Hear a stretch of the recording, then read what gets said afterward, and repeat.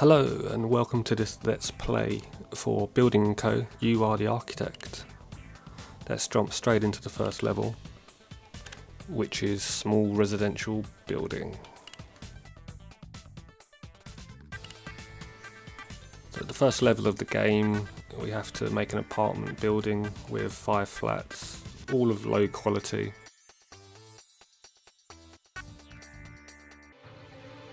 So this is the main interface of the game. We'll pause it to stop the timer running out on us whilst we design our foundations. First job is to select what sort of foundations and construction we're going to do. So we'll change sloped excavation to diaphragm walls because it's quicker, and we'll go for formed walls and a solid wall coating just to speed up construction. Now would be a good time to save the game because Building & Co is notoriously buggy, and if you don't save it will crash sooner rather than later. So we'll just save this up here and we'll move on to drawing out the foundations.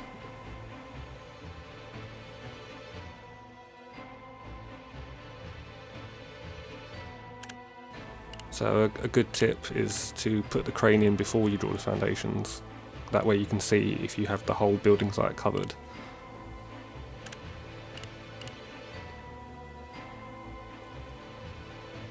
So it has to be at least 300.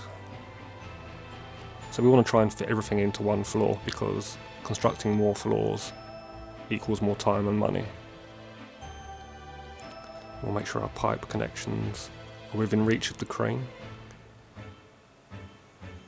and we'll confirm that. Alright, so now we'll jump into the blueprint view and we'll split up the building. So we just need a cellar and a lift and the stairs in the basement and some of the utilities.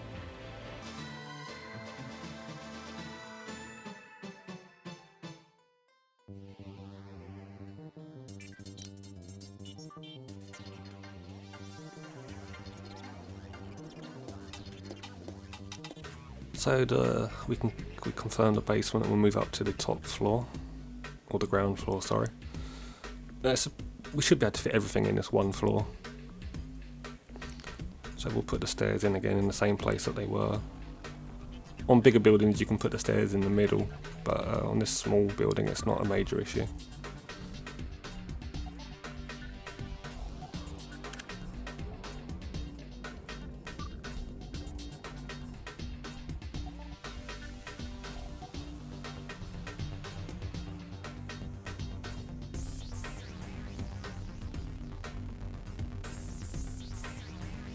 In your own building you can, you can experiment with placement of rooms or whatnot, but there's not an awful lot to squeeze in on this floor. There's only 5 flats in the corridor, so we should make it easily.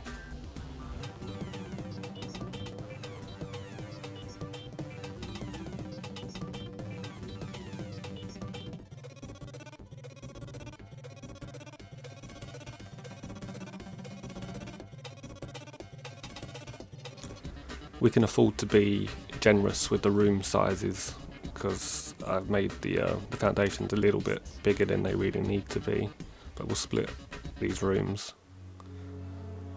and then we'll get 5 flats.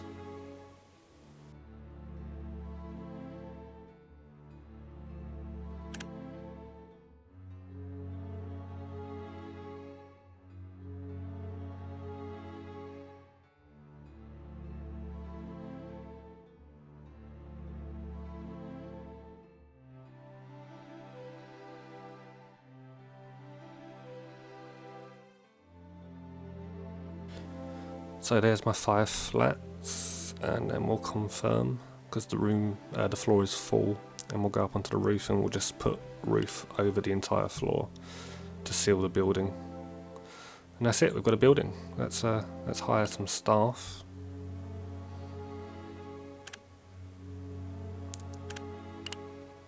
No, let's not hire some staff actually. Let's put in our utilities, electricity, storage, etc.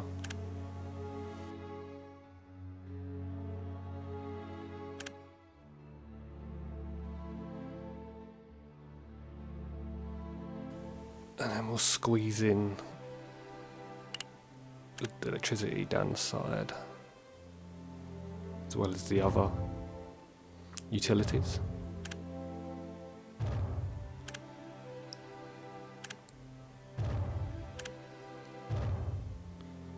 And we've got enough space here to put in all of our buildings that we need.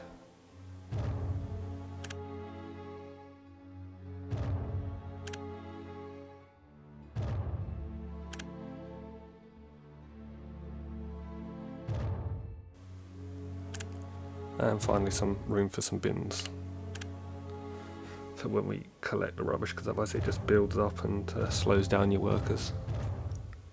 Right, let's hire some staff. So we're going to need drivers to man the power drivers, or whatever they are, the power diggers.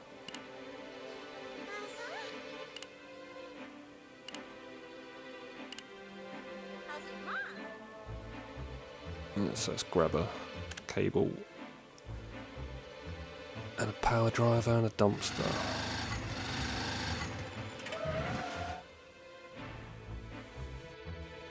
We're also going to need some mason guys, because they're going to be building the floors and the walls from our formed concrete.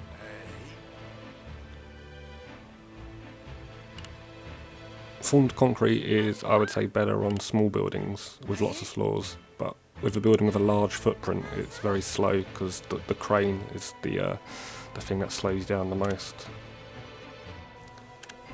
So we'll order some materials to get us started. You know, concrete, rebar. Basically, Building and Co is a logistics simulator, so you know we want to try and minimise the amount of time that our workers are waiting for materials. You know, the red warning comes up and says like you haven't got enough prefabricated parts or so. Alright, let's save the game again, because I'm worried that it's going to crash at some point.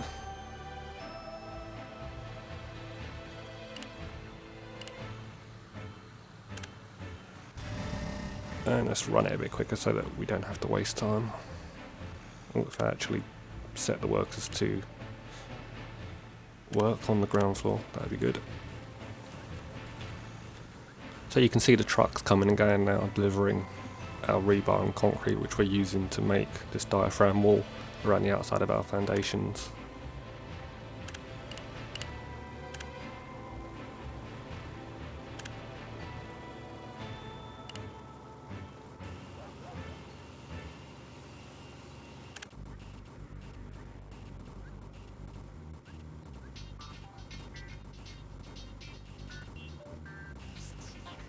Digging out the foundations, it takes a fair amount of time, so we'll try and speed that up a bit. We can get rid of the cable shovel now because we don't need that anymore, and we can pull in a couple more of the other vehicles, and we'll double the amount of drivers so that we can get this foundation dug out quickly, because the time limit for this project isn't huge.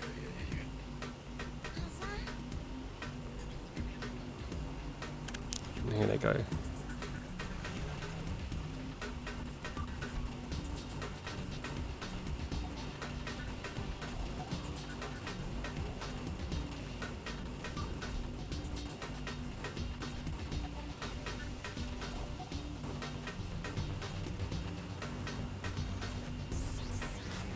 So that left-hand digger is just finished, so we can get rid of him to save us some money. Just leave us with the one, and we'll put in a couple of compactors because we're going to need to steamroll the foundations in a second, or the ground below the foundations, should I say. And then we'll just get rid of this last little bit of foundations, or expose the last bit of foundations. And we'll get the steamroller in there. Why is the second one not going in? Get in there. Why are you not getting in there? Oh, he's almost done now. We'll just send that one back then.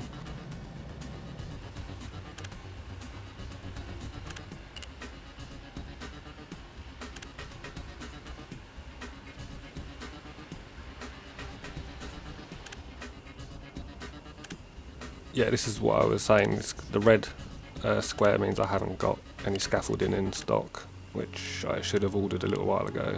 And I know I'm going to need forms later on for the concrete wall, so I'll get them at the same time. So now we just have to wait until they finish building this floor. Then we can move on to forming the interior walls.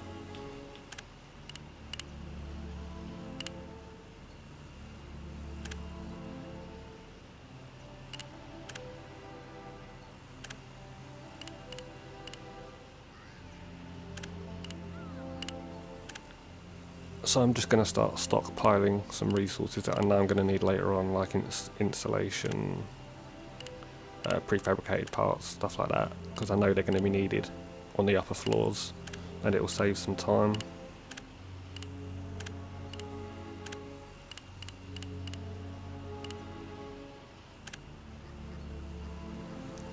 Oh, and someone's managed to hurt themselves. That reminds me to put on some of the safety bonuses that you can get from the spade icon. We'll stick on safety shoes and the safety harness. It stops them from, killing themselves on top of the building.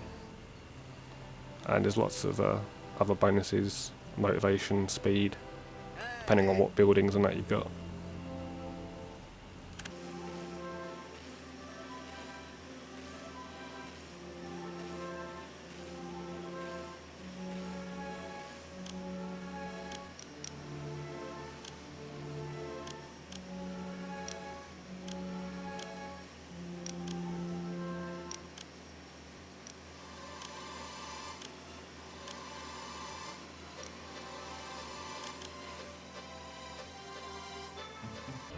Oh, and they're ready to start lifting in the concrete and the rebar for the interior walls.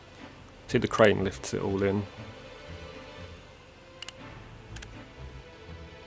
which is when you get into the later levels, it slows down everything because you have to wait for the crane. You can only lift one thing at a time.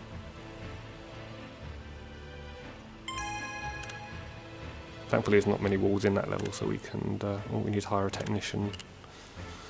He does like the heating and stuff like that.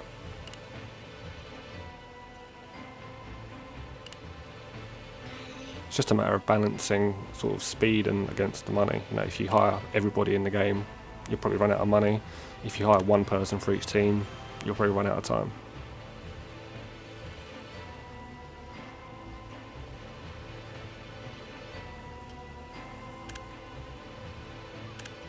See, now these guys are going to put in the floor for the ground floor.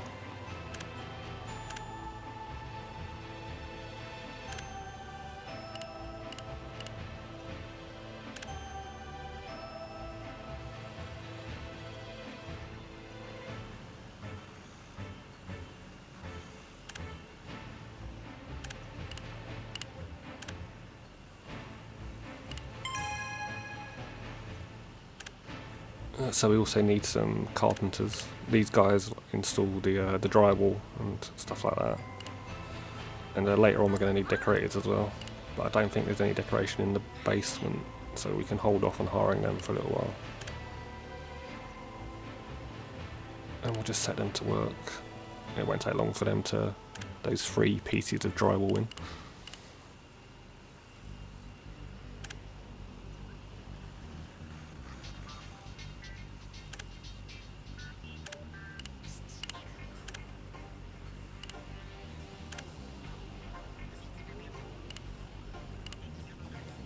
And let's speed up the time again. Let's get it done.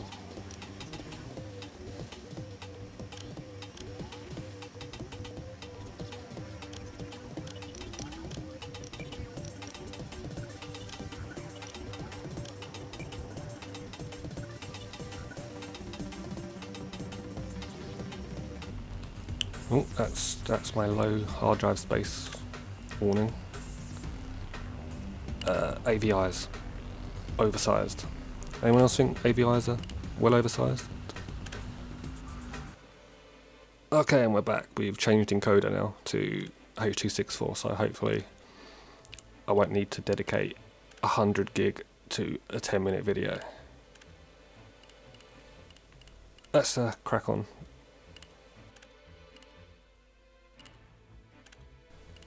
So I'm just going to blitz through this because it's mostly the same. It's just keeping an eye on your supply of the materials. Once you play the game a few times, you'll get to know what you need and when. So let's just crack on until something changes.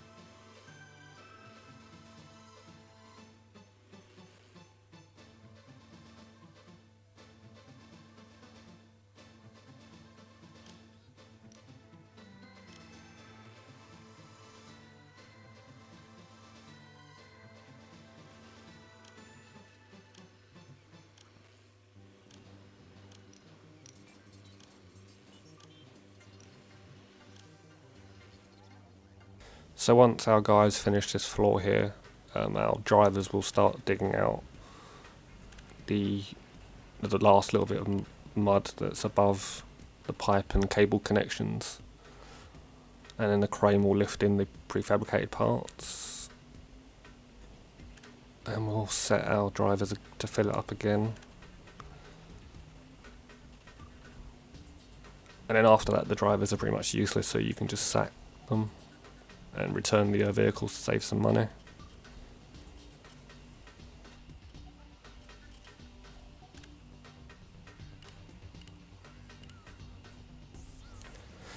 And so now it's more of the same. We'll set our masons to construct the roof, which is basically just floor tiles. A lot of floor tiles.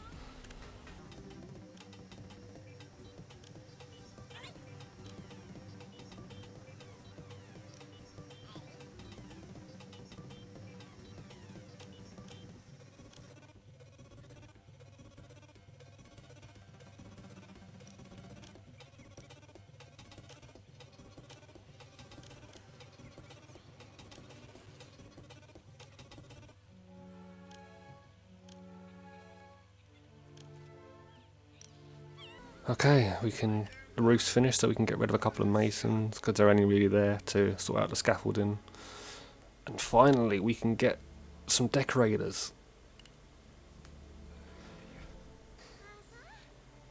Let's get this paint on the walls.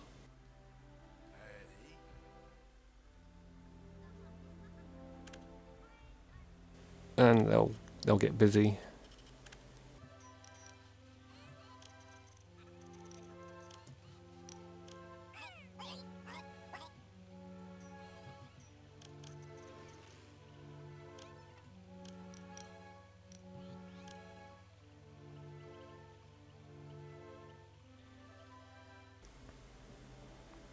And we're pretty much done. That's it. So the crane will disappear, and it will take us to the final part of the game, which is, I suppose, what you would call landscaping. So we'll just construct a little car park. Only disabled spaces for some reason.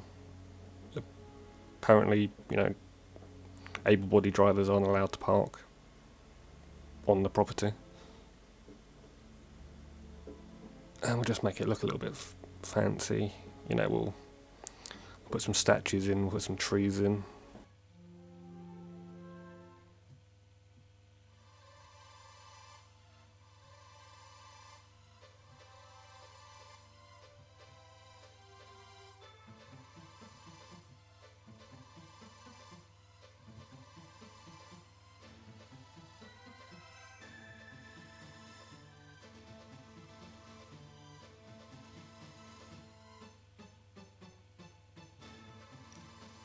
And we're done. So yeah, we passed that one with 800 points. So we met the quality requirement, which was very low anyway, so we didn't change that at all. So we'll get some bonus points for saving some money, and we'll get some more bonus points for being quicker than we had to. So that gives us 8 points total, which equals into 800 points. Thanks for watching. Join me next time when we'll be tackling the small hotel.